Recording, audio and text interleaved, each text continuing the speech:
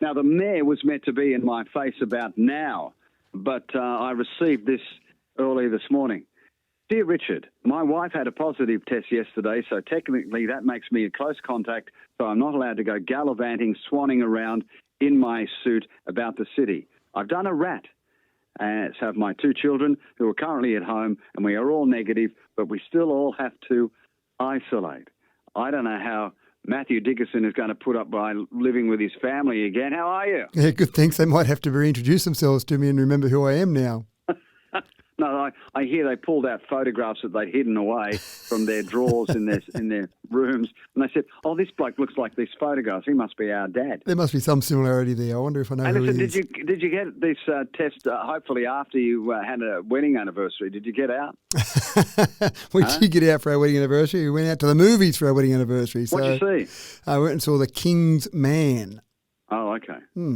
Yeah, there's not enough Glen 20 to get me into a movie theatre, I'm sorry. Yeah, well, I think there were about 8 people in the movie theatre that night. So were you all separated? Did you buy? Absolutely. What is it about movie theatres? I've gone to the movies, Matty, and I've seen someone walk in with a family, and they all have these bathtub-sized packets of popcorn. Are they going to starve to death in 2 hours or something? I think that's the thing, isn't it? I always assume that those family-sized popcorn are for the family, but when you see everyone in the family walk in with That's one... Right. What was the movie like? Good? What? Yeah, it was the prequel. So I've seen a couple of the other King's Man, and This was the prequel to The King's Man, which is this modern idea of put out a movie series. Oh, it seems to go well, so let's go back in time and pretend this one came out first. So, look. But the thing, they've already done them prequels. You see, they just cut it up. Yeah, that's probably it too. Yeah. But I think any movie you go to now, there's so much that's spent on the production, on the process, on the special effects. It's always a spectacle, and the storyline is somewhere vaguely in there as well. Yeah, there's a storyline to it. Yeah, apparently. The storyline of the Dubbo Regional Council, Matt Dickerson, is that the newbies have gone to school this week, have they? Well, we've had 4 full training days over the last probably 8 or 9 days. So what do they do? What happens? Well, there are some things now that are compulsory with the Local Government Act, which I think is a good thing, because in past days it was up to the individual council to say, we should tell these guys a little bit about what we're doing at council here. And I've had no problems way back in 2004 when I was first elected. I had no problems with some of the inductions and the processes we went through.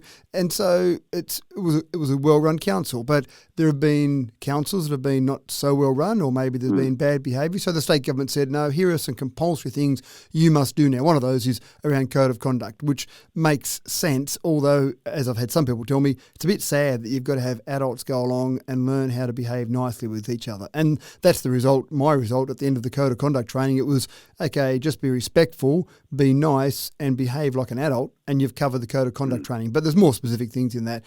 Code of meeting practice, that's an interesting one. You've got to go through this. Code of what practice? Code of meeting practice. So learning. Meeting practice, okay. Learning how a meeting runs and learning how you behave in that meeting. So there's those sort of processes. But even just learning about your rights and powers and what you can do as a councillor.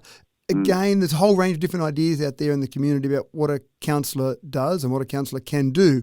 And so that's fine out there in the community, and we have those discussions every day. But when you're then a councillor, it's an important part of the process to go through a training program to understand what you can do. And the Local Government Act changed in 1993.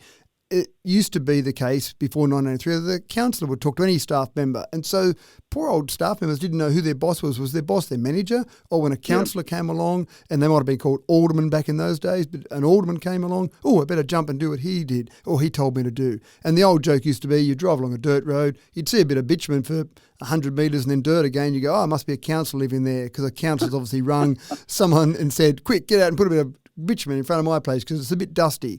That'll stem from Joe Vielke Peterson. Don't you worry about that, because his house had tar in front of it in Kingaroy, and the rest of the highway didn't. That's what. Well, you're probably spot on there. So that's all changed now, which is good. The only person we can give directions to is the general manager, or the CEO, it's now called. So then the general manager, it's up to them to make sure that the policy actions of the council are spread throughout the rest of the council. So it's really the councillors, their job is to set policy, set direction, not to go and say, hey, quick, mow that bit of lawn. All right. Now, I want to ask you this, Matty Dickerson. It's pretty serious stuff that we've gone through. Now we have 8 out of 10 newbies.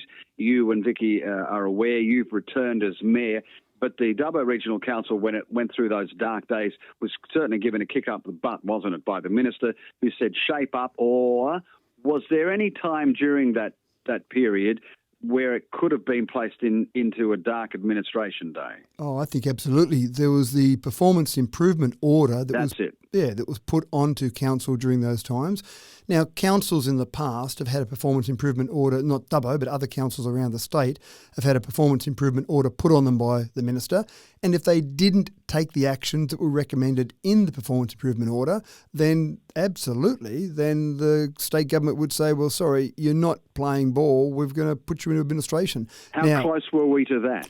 Well, I think the council did the right thing at that stage and said, well, this is pretty serious. We need to follow the action. So the mayor at the time, Stephen Lawrence, obviously, and the other councillors said, we need to go and undertake these actions. They did undertake those actions, and there were a range of things in there, and even just simple things. All the councillors had to basically re-sign or commit to making these changes and to being more open and transparent and to making sure they improve things. And even some of the things that we saw in the training processes seemed a little bit over the top to me in terms of the processes in place, but the staff explained that this was one of the other items in the performance improvement order, so now we've got this procedure in place that we do this because of that. So I think because the mayor of the day and the councillors took the appropriate action and responded to that performance improvement order correctly, I think that saved us from going into administration, which is obviously a good thing.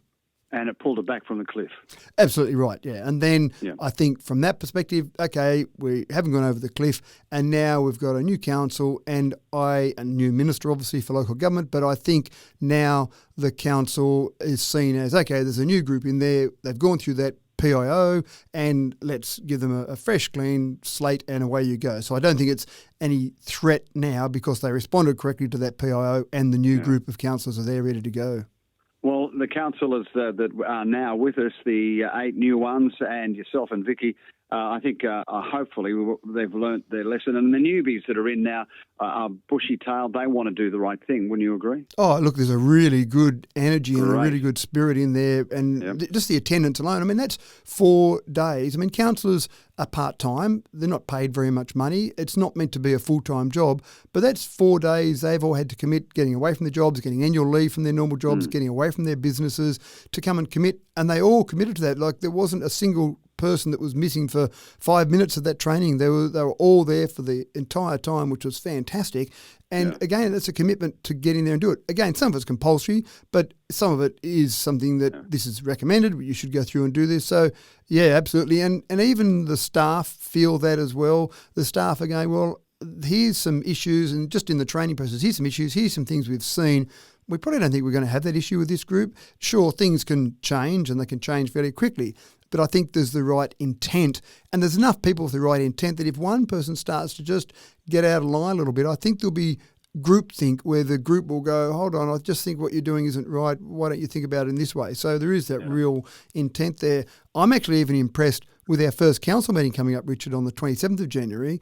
We've got all the councillors have all got a notice of motion going in to just do some little thing that they think needs to be changed fairly quickly. I mean, they've only been there for a month, and I've seen councillors in the past take a year or more to get their first notice of motion into council. So the fact that they're all engaged, they want to get action, they want to get things happening straight away, I think that's a really positive sign as well. Okay. On that, a couple of things we're going to raise.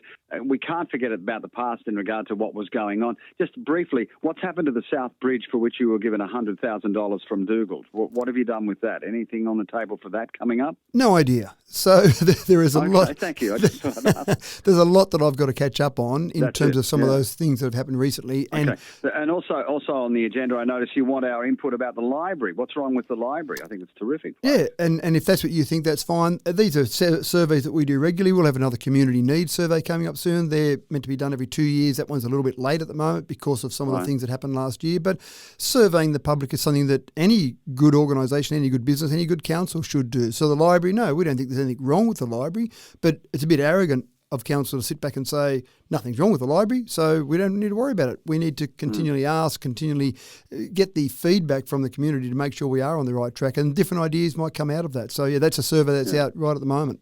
Okay, so you're enjoying that to go into the council's library future needs survey. How long are you in ISO? until just before Australia Day. I'll get out on Tuesday evening, so that should just make it in time. You've got some Aussies to welcome to the town, haven't you? We've got a few things to do, yeah, just to basically recognise Australia Day and look, that's another thing where we want to recognise the past and what's happened, and obviously there's the history there with Invasion Day and all the rest of that sort of side of it, but we want to focus on the future and how wonderful it is in this country. All right, stay clear of your family there, those other people that you've seen in that house wandering around, all right? I'll keep an eye on that. Stay safe in isolation. Mayor of Dubbo Regional Council, Mathew Dickerson. We will catch up in due course. Have a good weekend. Thank you. Richard.